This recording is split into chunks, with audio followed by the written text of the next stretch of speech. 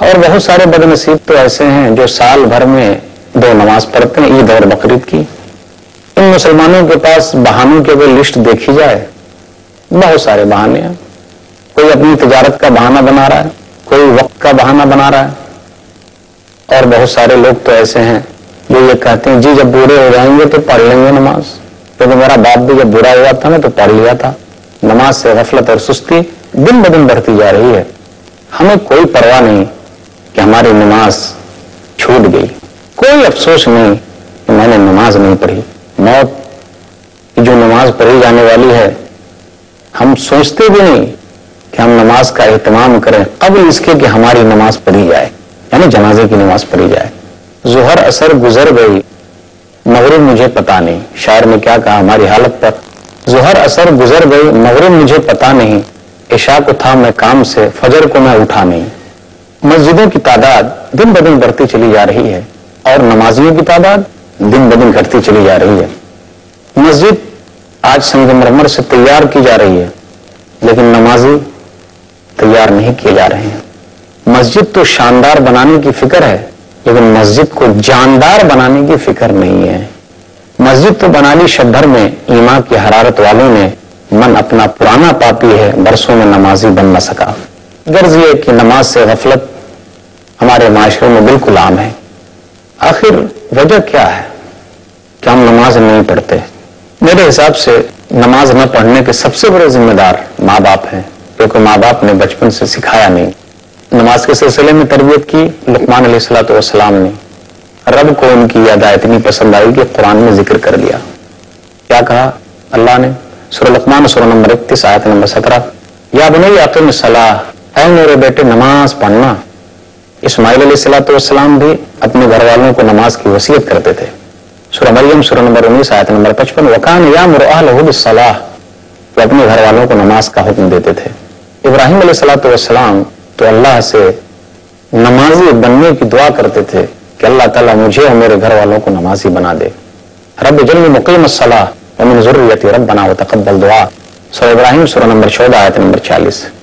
میرے رب مجھے نماز پڑھنے والا اور میری ذریت کو نماز پڑھنے والا بنا، رب مجھے اور میری اولاد کو نماز پڑھنے والا بنا۔ نبی صلی اللہ علیہ وسلم کو بھی یہی حکم ملا ہے، وَأْمُرْ أَهْلَكَ بِالصَّلَاةِ وَاصْطَبِرْ عَلَيْهَا، سورہ طٰہٰ سورہ نمبر 20 آیت نمبر 132، کہ آپ اپنے گھر والوں کو نماز کا حکم دیجئے اور آپ صبر کیجئے۔ یہی وجہ ہے کہ نبی صلی اللہ علیہ وسلم تربیت کے سلسلے میں، نماز کے سلسلے میں خاص طور پر مارنے کا حکم دیا ہے۔ نماز کے علاوہ کسی اور چیز میں میرے علم کے حساب سے مارنے کا حکم نہیں ہے۔ سنن ابی داؤد کتاب الصلاۃ کتاب نمبر 2 باب نمبر 26، متی یؤمر الغلام بالصلاۃ حدیث نمبر 495۔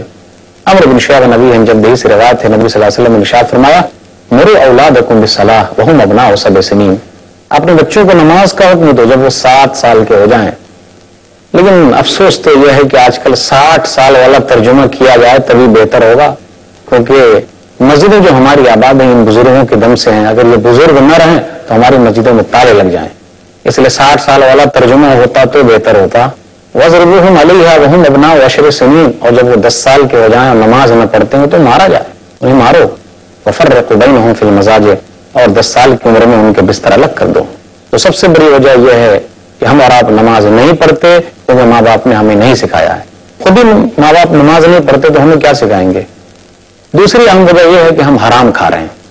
ہم میں سے اکثر لوگ سوچے، غور کرے، کیا اس کی غذا حرام کی تو نہیں ہے؟ کیونکہ جب آدمی حرام کھائے گا تو اللہ تعالیٰ اسے نیک عمل کی توفیق نہیں دے گا۔ سورہ مومنون سورہ نمبر 23 آیت نمبر 51، یا ایھا الرسول کلوا من الطیبات واعملوا صالحا انی بما تعملون علیم، اے رسولو حلال کھاؤ اور نیک عمل کرو۔ گویا کہ حلال کھانا نیک عمل کی توفیق نہیں لائے، اور جو نیک عمل کرے گا اللہ تعالیٰ اسے حلال کھانے کی توفیق دے گا۔ اس لیے ہمارا دل نیک کام میں نہیں لگتا ہے۔ ہم اور آپ اس لیے بھی نماز نہیں پڑھتے، یعنی وہ حضرات جو نماز نہیں پڑھتے ہیں انہیں نماز کی اہمیت معلوم ہی نہیں، نماز کتنی بڑی چیز ہے، کتنا بڑا تحفہ ہے، کتنا بڑا انعام ہے، معلوم نہیں۔ جس چیز کی اہمیت معلوم ہی نہیں تو لوگ کیا کریں گے؟ ہاں، جس چیز کی اہمیت معلوم ہو تو لوگ وہ کام کرتے ہیں۔ ہم اور آپ نماز اس لیے بھی نہیں پڑھتے، یعنی ہم میں سے وہ بھائی نہیں پڑھتے کہ ان کا عقیدہ آخرت، اللہ کے اوپر جو عقیدہ ہے کہ اللہ ہم سے حساب لینے والا ہے، کمزور ہوتا جا رہا ہے۔ ہم اور آپ اس لیے بھی نماز نہیں پڑھتے کہ ہمارے ساتھی لوگ سب بے نمازی ہیں، تو جیسی سنگت ویسی رنگت، صحبت سالے تورا سالے کنت، صحبت تالے تورا تالے کنت۔ اچھے لوگوں کی صحبت میں رہیے اچھے بنیے گا، اور برے لوگوں کی صحبت میں رہیں گے تو برے بنیے گا۔ اگر ہمارے ساتھی ہیں بے نمازی تو کیا میں نماز پڑھنے جاؤں گا؟ یہ ہو نہیں سکتا۔ ہم اور آپ نماز اس لیے بھی نہیں پڑھتے، نیک کام اس لیے بھی نہیں کرتے، ہم نے سوچ رکھا ہے اپنی طرف سے کہ اللہ تعالیٰ تو بڑا بخشنے والا ہے، بڑا رحم کرنے والا ہے، اللہ کی رحمت کی دریا جب بہے گی تو ہم لوگ کو معاف کر دے گا۔ کیا صحابہ کو نہیں معلوم تھا کہ اللہ بڑا بخشنے والا ہے؟ آپ بتا سکتے ہیں کسی بھی صحابی کے بارے میں کہ ایک وقت کی نماز چھوڑی ہو؟ کیا آپ بتا سکتے ہیں کہ نبی صلی اللہ علیہ وسلم نے ایک وقت کی نماز چھوڑ دی ہو نہ پڑھی ہو؟ کیا ان کو نہیں معلوم تھا کہ اللہ بڑا بخشنے والا ہے؟ تو یہ شیطان کی طرف سے دھوکہ ہے، اور ہم اور آپ شیطان کے بہکاوے میں آئے ہوں گے، تصور کر بیٹھے ہیں جب بوڑھے ہوں گے تو پڑھ لیں گے یا اللہ بڑا بخشنے والا ہے۔ ہاں اللہ بخشنے والا ہے، لیکن کن کو بخشنے والا ہے؟ سورہ طٰہٰ سورہ نمبر 20 آیت نمبر 82، وَإِنِّي لَغَفَّارٌ لِمَن تَابَ وَآمَنَ وَعَمِلَ صَالِحًا ثُمَّ اهْتَدَىٰ، بے شک میں بہت بخشنے والا ہوں ان کو جنہوں نے توبہ کیا، جو ایمان لائے، نیک عمل کیے، پھر سیدھے بن کے رہے، تو میں اس کو بخشنے والا ہوں، رحم کرنے والا ہوں۔ یاد رکھیے بغیر عمل کے کچھ بھی کامیابی ملنی نہیں ہے، کامیاب نہیں ہو سکتے، تمام لوگ گھاٹے میں ہیں۔ ایک سورہ، چھوٹی سی سورہ آپ کو اچھی طرح یاد ہوگی، سورہ عصر، سورہ نمبر 103 پڑھیے، ترجمے کے ساتھ پڑھیے، والعصر ان الانسان لفی خسر، زمانے کی قسم تمام لوگ گھاٹے میں ہیں، لیکن فائدے میں کون؟ الا الذین آمنوا وعملوا الصالحات، جو ایمان لائے اور نیک عمل کیے، وتواصوا بالحق وتواصوا بالصبر، اور حق بات کی وصیت کرتے رہے اور صبر کی تلقین کرتے رہے، یہی لوگ کامیاب ہوں گے۔ ایمان لائے، نیک عمل کیے، حق بات کی وصیت کرتے رہے، صبر کو پھیلاتے رہے، کامیابی انہی لوگوں کے حق میں ہے۔ ہم اور آپ عمل نہیں کریں گے تو کیا کامیابی مل سکتی؟ بالکل نہیں۔ ہم اور آپ کو نماز کیوں پڑھنا چاہیے؟ یہاں دوسرا سوال ہے۔ نماز اس لیے پڑھیں کہ نماز رب کا دیا ہوا سب سے قیمتی تحفہ ہے، اس سے بڑا کوئی تحفہ نہیں۔ نماز تو مومنوں کی معراج ہے۔ آپ دنیا میں ہیں لیکن سیر کر رہے ہیں آسمان کی۔ آپ کو معلوم ہے روزہ دنیا میں فرض ہوا، حج دنیا میں فرض ہوا، توحید کے احکام دنیا کے اندر نازل ہوئے، لیکن نماز جیسی عبادت کو اللہ تعالیٰ نے آسمان پر بلایا، نبی کو تب فرض کیا ہے۔ نماز جیسی عبادت کو اللہ تعالیٰ نے آسمان پر بلا کر نبی کو دیا ہے، تو کتنی بڑی اہمیت ہے اس چیز کی، کتنا بڑا تحفہ ہے۔ ہم اور آپ گفٹ لینا نہیں چاہ رہے ہیں، تحفہ لینا نہیں چاہ رہے ہیں، اس سے بڑی بد نصیبی کیا ہو سکتی ہے؟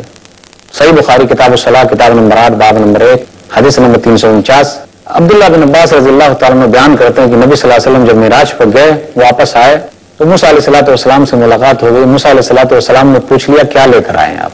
فرض اللہ علی امتی 50 صلاۃ، کہ اللہ تعالیٰ نے میری امت پر 50 وقت کی نماز فرض کی ہے۔